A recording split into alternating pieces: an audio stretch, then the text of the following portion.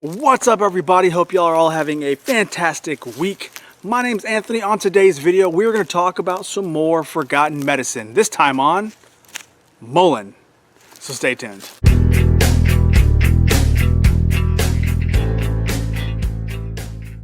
That's right, today we are talking all about mullein, a very, very important plant, and it's one that's been used for probably the last couple thousand years because it's been used back since ancient Greece and ancient China. So it is a very effective medicine, one that modern science still has not included into a lot of modern medicines that you see from a store for whatever purpose it may be. So this is definitely strictly going to be stuck with the supplemental and foraging communities, but it's one of those ones that I want to make sure that it gets talked about because not a lot of people know about it unless you happen to go in those alternative medicine circles. So in an effort to make sure that I talk about what I want to talk about, I'm going to go ahead and restrict myself to 5 topics. Number 1, what exactly is it? Number 2, where can I find it?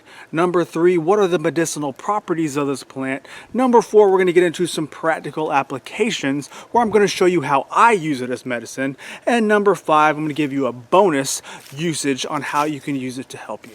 Okay, so number 1, very simple, very easy. What exactly is it? Well, it is a small flowering plant that is a biennial, meaning it takes 2 years to complete its life cycle. So when you're going to go out to try to find this, the first year it's going to look like a small rosette of leaves. It's going to look something like this. Now, if you let that hang out and grow without cutting it, the following season it's going to send up a flowering stalk that's going to be covered in yellow flowers, and it's going to look something like this. And that's going to bring me into number 2. Where is this plant located? Well, this plant is native to Europe, Asia, North Africa. However, it has been introduced everywhere. Not only was it medicine, but it was also, fun fact for you, used as a way to kill and paralyze fish because the seeds are containing things like saponins that are toxic to fish. So definitely don't use the seeds, but you can use that if you want. That's what it traditionally was used for, so that's why it was spread all over the place. Now, ever since then, since the Spanish especially brought it over here in the 1600s, it has been used extensively as a medicine, but it has also escaped cultivation. So you are going to find it almost everywhere, especially if you live in a temperate climate like me. So if you're driving down the road, look in ditches, look in meadows, look in power line easements, or even next to the railroad tracks, you are probably going to find this plant, like I did right here. Yeah, you see that, mullein? That's going to be mine. Yeah, roadside mullein. I really hope there's no snakes in here. So we are gonna grab a whole bunch of leaves so we can make some medicine.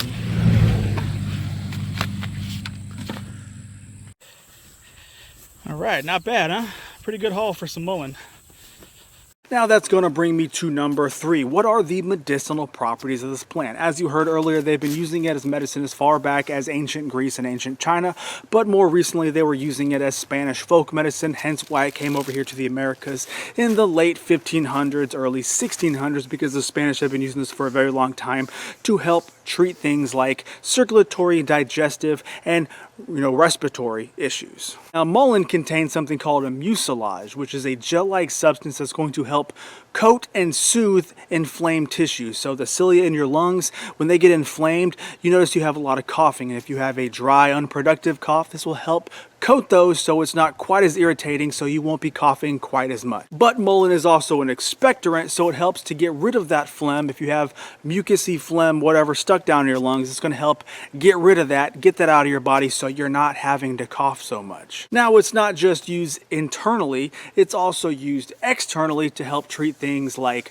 minor burns and itching irritations like, say, bug bites, but you can also use the oil from the flower, from the stalk, in your ear in conjunction with garlic to help soothe things like earaches. Now, medicinally, I like to use this plant in 2 ways. Number 1, I like to make it into a tea. It's very simple to use. You just take some of the dried leaves, and obviously if you've ever made tea before, an infusion, you're just going to do it that way. It takes about 10-15 minutes to steep. I'm going to show you how to do that right now.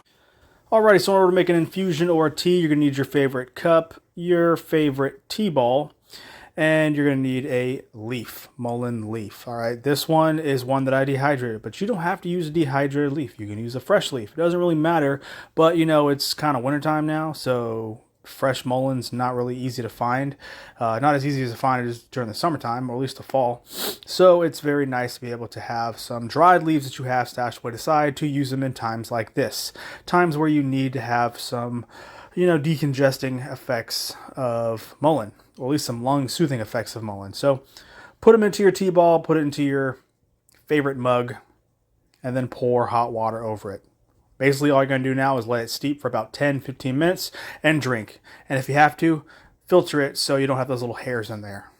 Very easy. And the second way I like to use this plant is going to be in a tincture. A tincture uses alcohol to take some of the properties from those leaves and put it into that alcohol mixture. It uses the alcohol to draw all that good stuff inside of there. So you don't have to make a tea every time you want to use it. You can go ahead and use a tincture, which is in a tincture bottle with a little dropper, and put it underneath your tongue, and your body can absorb those properties that way. Making a tincture is very easy. Let me show you how I do it. Alrighty, so now we're going to do a tincture. Now to do a tincture, you can take your mullein. This is dried mullein because, again, I don't like using anything wet or still fresh because you have that water content and it's going to obscure the alcohol content. So if you have dried, starting off dry, then it's going to basically remain the same alcohol content used. This is some vodka I have that is 100 proof or 50% by volume. That's usually what I like to use when I'm doing mullein leaf. And all you're going to do is stuff your jar full of leaves and then top it off with some vodka. Make sure everything is submerged. Cap it off, swirl it around, don't forget to label it, and basically what you're going to do for the next 2 months, 8 to 10 weeks, is you're going to go in wherever you have it stored, out of sunlight preferably, and you're just going to go give it a shake. Very simple. Then, this is an example of one that I've done back in August and I almost forgot about. So, all I do is when I get to the point where I'm ready to go and strain it, I set up this little straining device. Looks pretty cool, right? And I take my finger and I make sure the leaves don't fall out in one big clump, and I just pour off the alcohol through the strainer into the measuring device. Now I use two different ones, a big one and a small one, basically because it's easier to put into these little what I call tincture bottles. They have these little glass pipettes.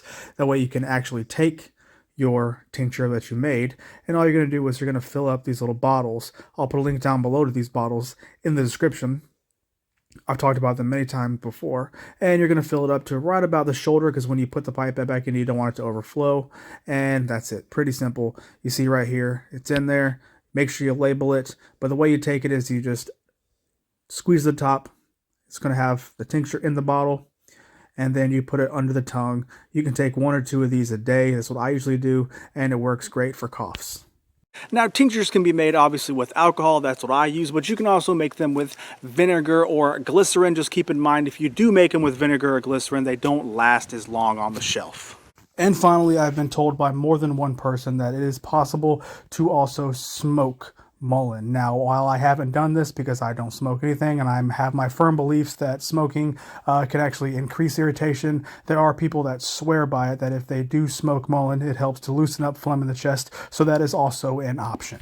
Alright, so now before I get on to number 5, I gotta make sure I tell you the same thing I tell you every time I talk about medicine or medicinal stuff. Medicinal things.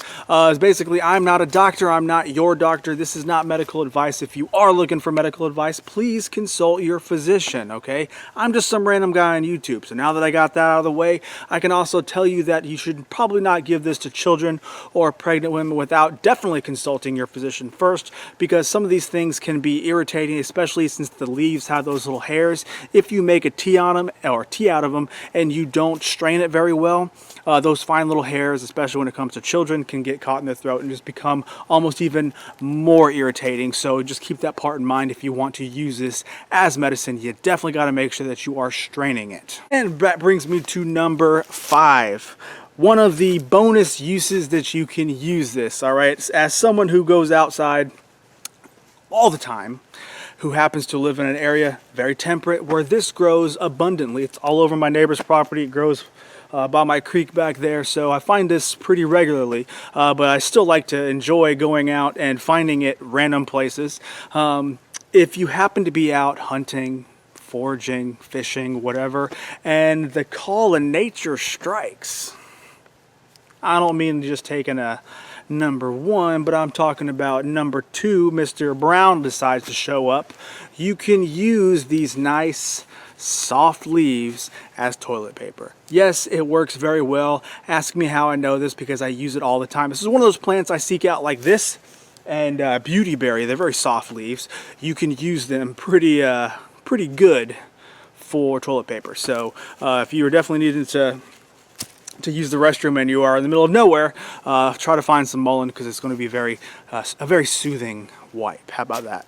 Okay, so there you have it. That is going to be my talk on mullein. If you would like any further reading or whatever, please do so on your own. I'm going to go ahead and link down below an article from the NIH, because they're actually doing some research on mullein themselves and finding some compelling results. I don't want to talk too much about it, but you can definitely go read it down below if you would like. It's very enlightening, and that's one of the reasons why I'm doing this video. But if you learned anything at all, please do me a humongous favor and give this one a thumbs up. I would very much appreciate it. Subscribe to the channel if you are not, and I will catch y'all on the next one, okay?